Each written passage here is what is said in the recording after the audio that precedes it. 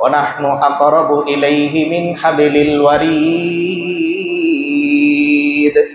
আল্লাহ তাআলা বলেন, বান্দা দুনিয়ার টাকা উপার্জনের জন্য বহু দূর দূরান্ত তোমার চলে যেতে হয়, একটা চাকরির জন্য বহু দূর দূরান্ত তোমার চলে যেতে হয়, সামান্য একটু মক্তবে পড়ার জন্য লম্বা সময় তোমার দূরত্ব এটা অতিক্রম করতে হয়, একটু ভালো পড়াশোনা করার জন্য দেশ ছেড়ে বিদেশে ছেড়ে চলে যেতে হয়, একটু ভালো চাকরি করার জন্য পরিবার ছেড়ে দূরে চলে যেতে হয়। কিন্তু বান্দা, আমি আল্লাহ তোমার প্রতি এত বেশি দয়াশীল, এত বেশি মেহেরবান, বান্দা আমাকে খোঁজার জন্য তোমার কোথাও যেতে হবে না, বরং তুমি তোমার দেহের মধ্যে শাহ রগ নামক একটা রগ আছে, ওই রগের দিকে তাকাও, যতটুকু দূরে এর চাইতে অনেক অনেক বেশি কাছে আমি আল্লাহ থাকি। ওয়া নাহনু আকরাবু ইলাইহি মিন হাবিলিল ওয়ারিদ ওয়া নাশহাদু আন লা ইলাহা ইল্লাল্লাহু ওয়াহদাহু লা শারীকা লাহ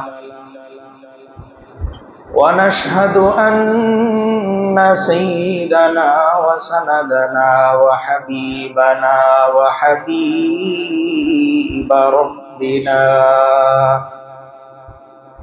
ওয়া তাবিবানা ওয়া তাবিবা কুলুবিনা ওয়া মাওলানা মুহাম্মাদান আবদুহু ওয়া রাসূলুহু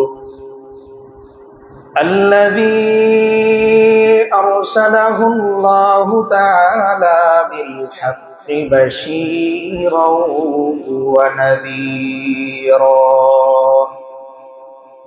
وداعيا إلى الله بإذنه وسراجا منيرا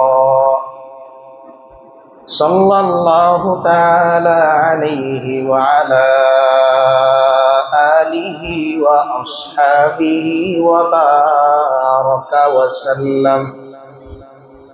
وبارك وسلم تسليما كثيرا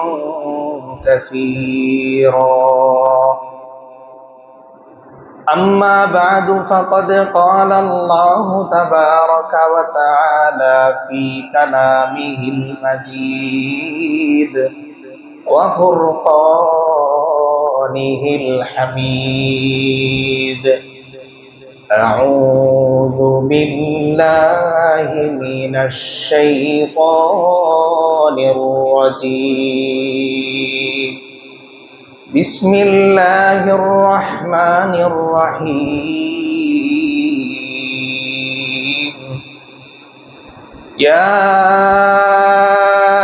أيها الذين آمنوا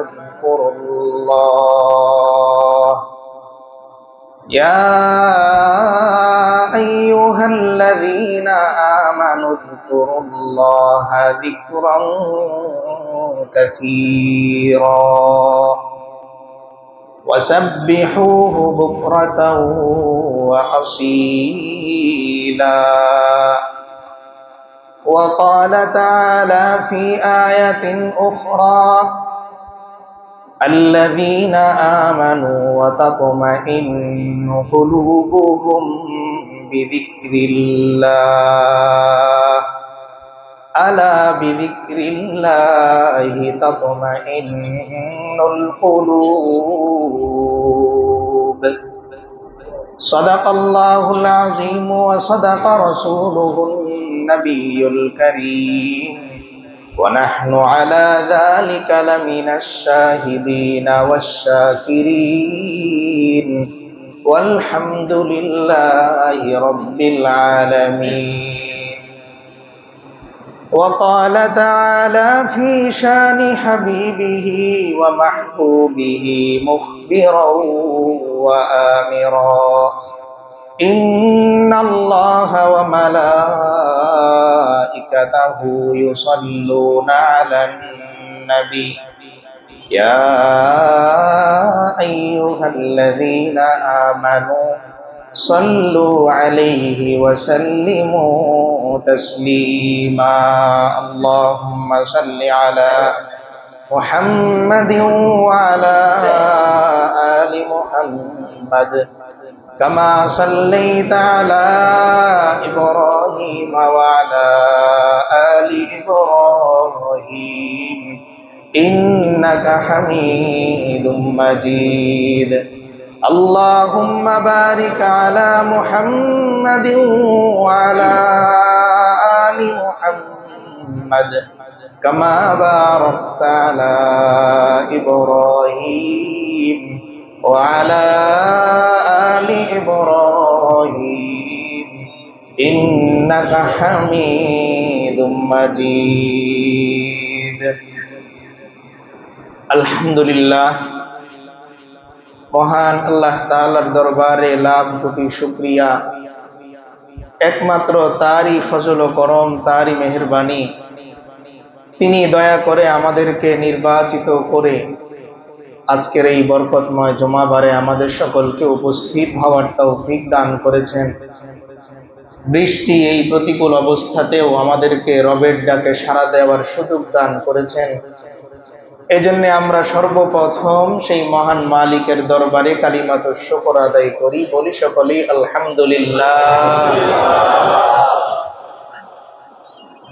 আল্লাহ তাআলা মানুষ এবং জিন সৃষ্টির মধ্যে মাখলুকের মধ্যে এই দুইটা শ্রেণীকে নির্দিষ্ট একটি পয়গাম নির্দিষ্ট একটি কাজ নির্দিষ্ট একটি দায়িত্ব দিয়ে এরপর পাঠিয়েছেন আর এই দুই জাতি ছাড়া বাকি যত মাখলুক আছে ফেরেশতা কুল সহ আল্লাহ তাআলা সকলকে কেবল সৃষ্টি করেছেন আল্লাহর তাসবিহ পাঠ করা আল্লাহ যেভাবে তাদেরকে আদিষ্ট করে রেখেছেন নিয়োগ দিয়েছেন প্রত্যেকেই তাদের আপন অবস্থায় অবিচল থাকা এটা হচ্ছে অন্যান্য মাখলুকের বাস্তবিক দৃশ্য আর মানুষ এবং জিন জাতি এদের সামনে আল্লাহ তাআলা দুনিয়া নামক এক মহাসমুদ্র খুলে দিয়েছেন কিন্তু এই মহাসমুদ্রের মধ্যে আমি কি খুঁজে বেড়াবো কি সঙ্গে নিয়ে এরপর এখান থেকে বের হব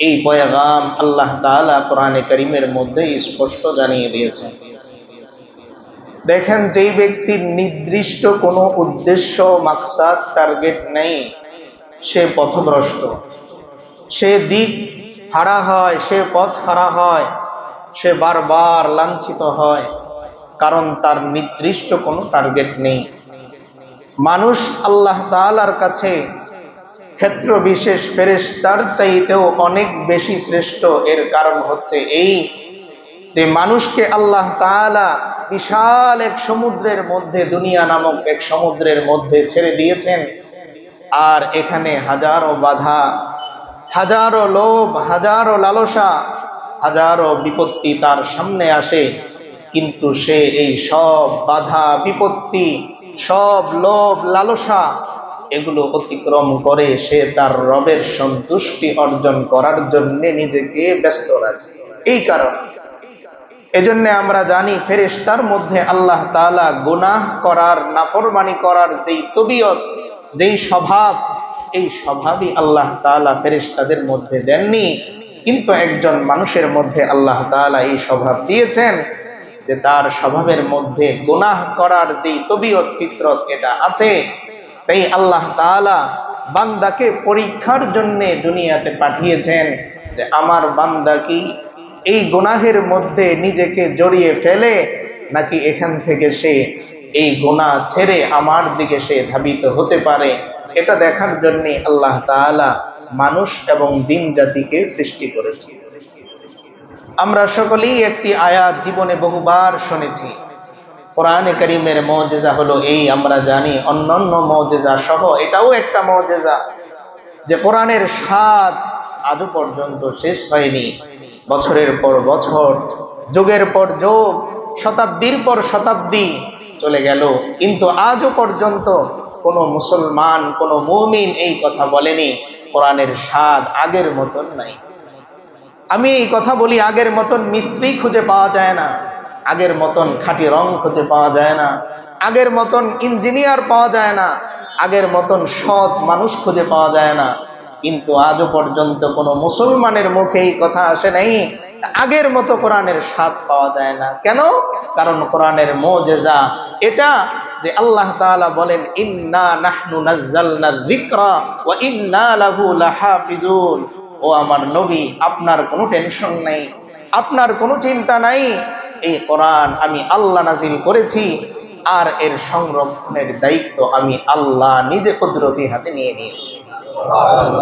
তাই মানুষ বদলায়, রং বদলায়, ধরন বদলায়, যুগ বদলায়, শতাব্দী বদলায়, ক্ষমতা বদলায়, কিন্তু কোরআনের স্বাদ কোনোদিন কি হয় না, বদলায়। তো আল্লাহ তাআলা কোরআনে কারীমের মধ্যে যে আয়াতটির ব্যাপারে আমরা বললাম যে বহুবার আমরা শুনেছি, সেই আয়াতটি কি? আল্লাহ তাআলা বলেন, ওয়ামা খালাকতুল জিন্না ওয়াল ইনসা ইল্লা লিয়াবুদুন। আল্লাহ বলেন, আমি আল্লাহ মানুষ এবং জিন জাতিকে সৃষ্টি করেছি কেবলমাত্র ইবাদত করার জন্যে, দাসত্ব করার জন্যে। দুইটা শ্রেণীর কথা বললেন, এক নম্বরে মানুষ, দুই নম্বরে জিন। আল্লাহ তাআলার এই যে ধারাবাহিকতা, ওয়ামা খালাকতুল জিন্না ওয়াল ইনসা, প্রথমে জিন জাতির কথা আনলেন, পরে ইনসানের কথা আনলেন। অথচ বাস্তবিক দৃশ্য তো আমরা দেখি যে আল্লাহ তাআলার কাছে ওই জাতির চেয়ে মানুষ জাতি বেশি এগিয়ে যায় আমল করার মাধ্যমে, নেক আমল করার মাধ্যমে, জিকির করার মাধ্যমে। এরপরেও আল্লাহ তাআলা জিন এই শব্দ আগে এনেছেন কেন? আমরা জানি যে মিষ্টি মুখ দধি কখন দেয়া হয়? খাবারের শেষে। গুরুত্বপূর্ণ টপিকটা আলোচনা করা হয় শেষে, এটাকে লম্বা সময় নিয়ে কি করতে হবে, কথা বলতে হবে। তাই আল্লাহ তাআলা প্রথমে জিনদের কথা বলে দিলেন, আর পরে ইনসানের কথা বললেন।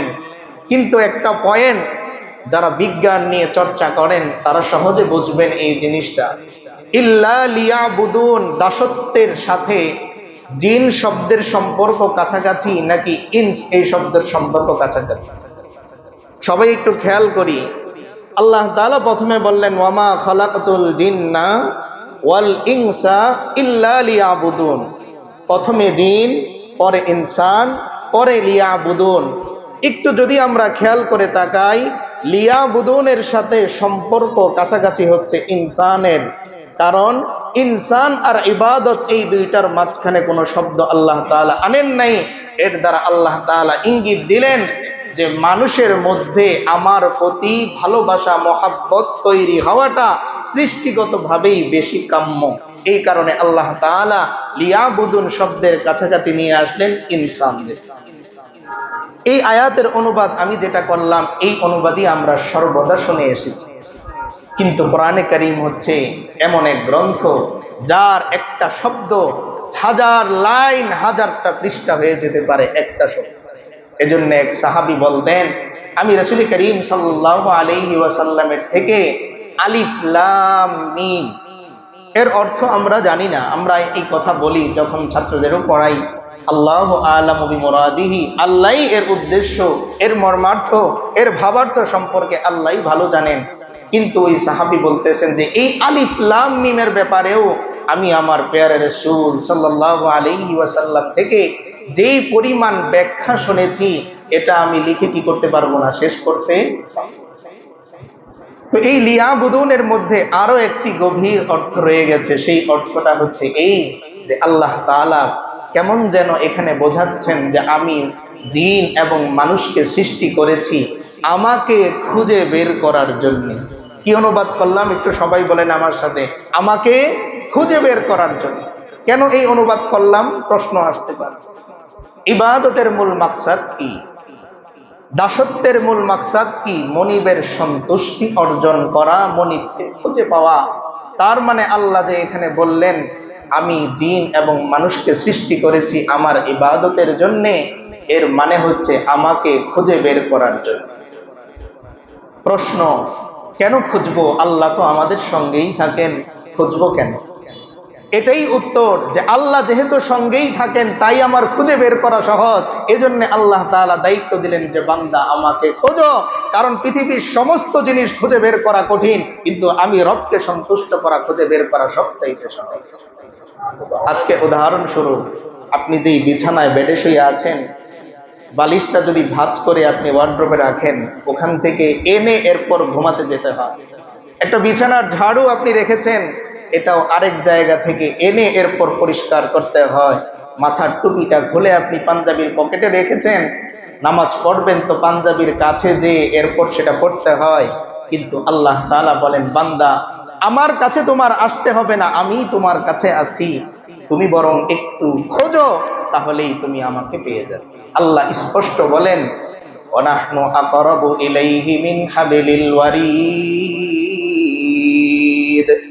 আল্লাহ তাআলা বলেন, বান্দা দুনিয়ার টাকা উপার্জনের জন্য বহু দূর দূরান্ত তোমার চলে যেতে হয়, একটা চাকরির জন্য বহু দূর দূরান্ত তোমার চলে যেতে হয়, সামান্য একটু মক্তবে পড়ার জন্য লম্বা সময় তোমার দূরত্ব এটা অতিক্রম করতে হয়, একটু ভালো পড়াশোনা করার জন্য দেশ ছেড়ে বিদেশে ছেড়ে চলে যেতে হয়, একটু ভালো চাকরি করার জন্য পরিবার ছেড়ে দূরে চলে যেতে হয়।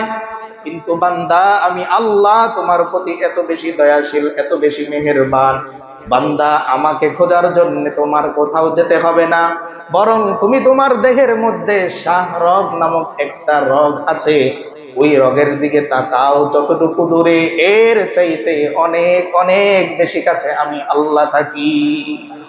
ওয়ানাহনু আকরাবু ইলাইহি মিন হাবিলিল ওয়ারিদ।